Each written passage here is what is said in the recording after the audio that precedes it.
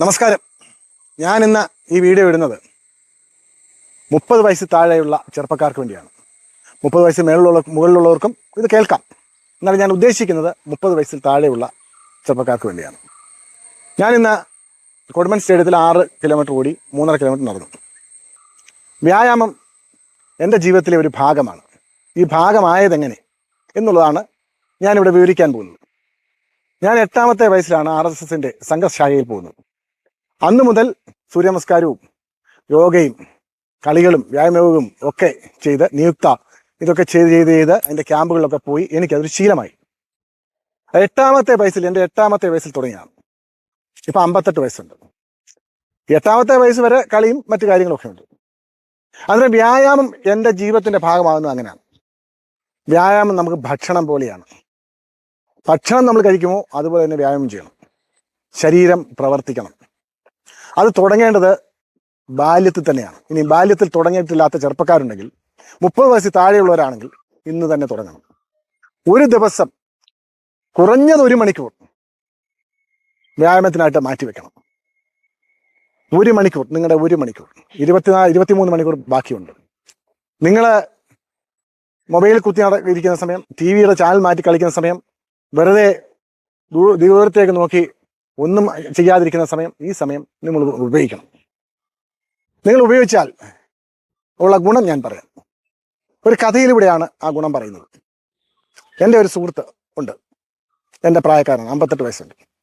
ചെറുപ്പക്കാരൻ, നല്ല സുന്ദരൻ. അവൻ ഒരു എക്സസൈസും ചെയ്യത്തില്ല. എന്നെയൊക്കെ അന്ന് പഞ്ച പിടിച്ച് പടപടാന്നടിക്കും. നല്ല ആരോഗ്യദ്രഗാത്തൻ, കാഴ്ചയിലും ഭംഗി, നല്ല മുടി എല്ലാം ഉണ്ട്. ഞാൻ അവനോട് പറയും, വല്ല വ്യായാമം ചെയ്യും. നീ എന്തിനാണ്? ഞാൻ വ്യായാമം ചെയ്യുന്നത്, എനിക്കൊരു കുഴപ്പമില്ല, നിന്നെക്കാൾ പവർഫുള്ളാണ്, അങ്ങനെയാണ് ഇങ്ങനെയാണ് എന്നൊക്കെ പറഞ്ഞ് അവൻ എന്നെ കളിയാക്കും.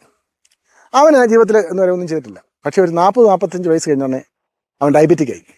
ഇപ്പം അവനെ കണ്ടാൽ തിരിച്ചറിയത്തില്ല. ഞാൻ ഡയബറ്റിക് ആകാൻ സാധ്യതയുള്ള ആളാണ്. എൻ്റെ അമ്മയ്ക്കുണ്ട്. എൻ്റെ അമ്മാവൻ ഉണ്ടായിരുന്നു, അമ്മാവൻ മരിച്ചുപോയി.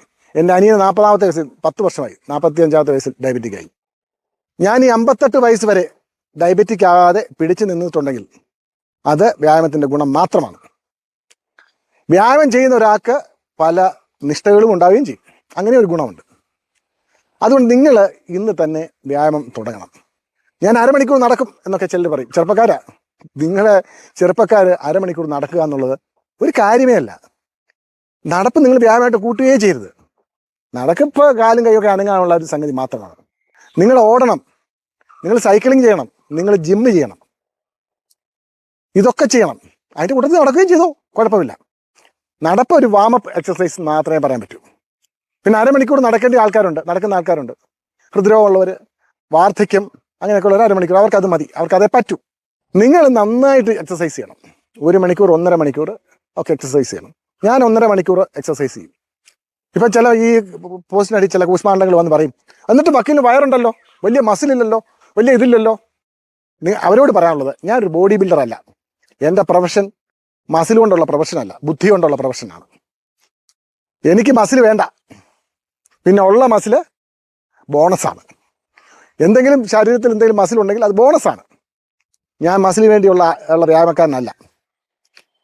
എൻ്റെ 27ാമത്തെ വയസ്സ് മുതൽ ഈ 58ാമത്തെ വയസ്സ് വരെ ഞാൻ ചെയ്യുന്ന എക്സസൈസുകൾക്കെല്ലാം ഒരേ രീതിയിൽ ഞാൻ ചെയ്തു പോകുന്നു. എനിക്കൊരു ക്ഷീണവും ഇന്നുവരെ ഉണ്ടായിട്ടില്ല. നാളെ ഉണ്ടായിരിക്കണം. അത് കാലത്തിനനുസരിച്ച് മാറും, ശരീരം വീക്കാവും. വെയിറ്റ് എക്സസൈസ് തീർച്ചയായിട്ടും ചെയ്യണം. അതായത് നമ്മുടെ മസിൽസിന് ഉള്ള എക്സസൈസ്. മസിൽസ് പ്രായമാകുമ്പോൾ വീക്കാവും, അതിന് എക്സസൈസ് ചെയ്യണം. അപ്പോൾ ചിലർ ചോദിക്കും, ഈ ജിം അടിച്ച് ഭയങ്കര ഇതൊക്കെ മസിലാക്കുക, അത് പ്രൊഫഷനായിട്ട് പോകുന്നവർ അങ്ങനെ ചെയ്യുക.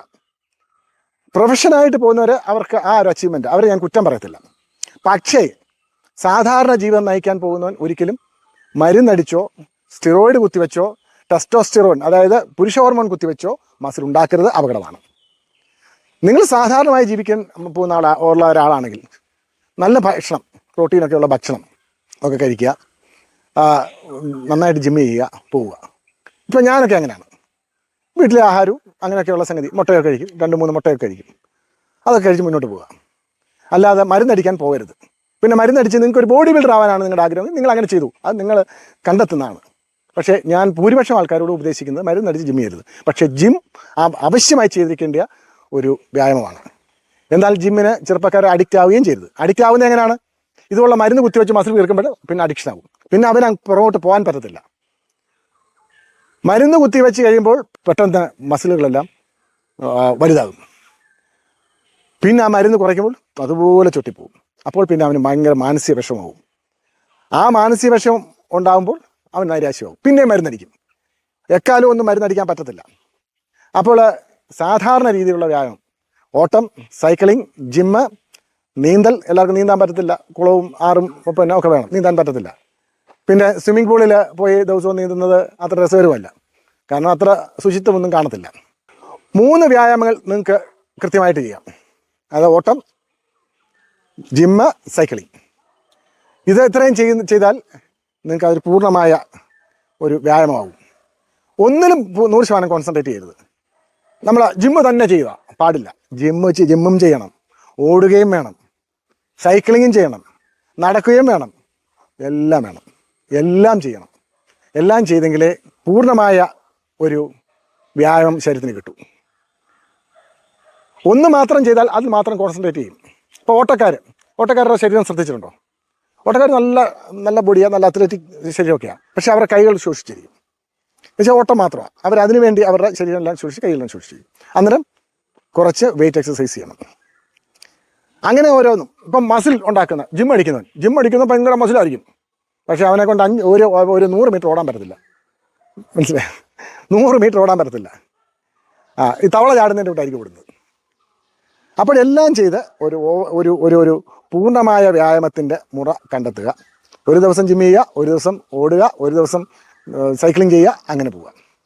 അതിന് 30 വയസ്സിന് താഴെയുള്ള ചെറുപ്പക്കാർ അവരോട് പറയാൻ മറ്റൊരു കാര്യമുണ്ട്. അവർ അടുത്ത തലമുറ വരുന്നുണ്ട്, അവർക്ക് മക്കളൊക്കെ വരുമ്പോൾ അവരെയും ശീലിപ്പിക്കുക, അവരെ വ്യായാമം ശീലിപ്പിക്കുക. ദിവസം രാവിലെ എഴുന്നേൽപ്പിച്ച് അടിയും കൊടുത്ത് എഴുന്നേൽപ്പിച്ചിട്ട് പിന്നെ ഓടിക്കാനല്ല ഞാൻ പറയുന്നത്. കളിപ്പിക്കുക, അവരുടെ കൂടെ കളിക്കുക, അവരുടെ കൂടെ ഓടുക, അവരെ രസിപ്പിച്ച് വ്യായാമത്തിലേക്ക് കൊണ്ടുവരിക. ഇതാണ് ഇന്നത്തെ ഉപദേശം. സന്തോഷമായി ജീവിക്കാൻ നമ്മൾ ശരീരം നന്നായിട്ട് പ്രവർത്തിപ്പിക്കണം. നമുക്ക് ആഹാരത്തിന് രുചി വരും, ശരീരത്തിന് സുഖം വരും, നല്ല ഉറക്കം വരും, ജീവിതത്തിൻ്റെ എല്ലാ കാര്യങ്ങൾക്കും ക്രമവും വരും. അങ്ങനെ പരിശ്രമിക്കുക. പിന്നെ മോട്ടിവേഷൻ എന്ന് പറയുന്ന ചിലവരൊക്കെ വരും. ഇത് എൻ്റെ മോട്ടിവേഷൻ ഞാൻ ചെയ്ത് കാണിച്ചുള്ള മോട്ടിവേഷനാണ്, അല്ലാതെ ചുമ്മാതെ കുത്തിയിരുന്ന് പറഞ്ഞ് വളുവ അടിക്കുന്നതല്ല. ഞാൻ ചെയ്യുന്ന കാര്യങ്ങൾ നിങ്ങളോട് പറയുന്നു. കരക്കിരുന്ന് വള്ളം മുക്കുകയല്ല. മോട്ടിവേഷൻകാർ കുറേ എണ്ണമുണ്ട്, ഇറങ്ങും. അവരുടെ ജീവിതത്തിലോ കാര്യങ്ങളിലോ ഒന്നും നടത്താൻ പറ്റാത്തതും നടക്കാത്തതുമായ കാര്യങ്ങൾ മറ്റുള്ളവരെ ഉപദേശിക്കും. എന്നാൽ ഞാൻ അങ്ങനെയല്ല. ഞാൻ ചെയ്യുന്ന കാര്യങ്ങൾ മറ്റുള്ളവരോട് പറയുന്നു. ഉപദേശമല്ല, വേണേ സ്വീകരിക്കാം. സ്വീകരിച്ചാൽ നിങ്ങൾക്ക് കൊള്ളാം. നന്നായി ജീവിക്കാം. നന്ദി, നമസ്കാരം.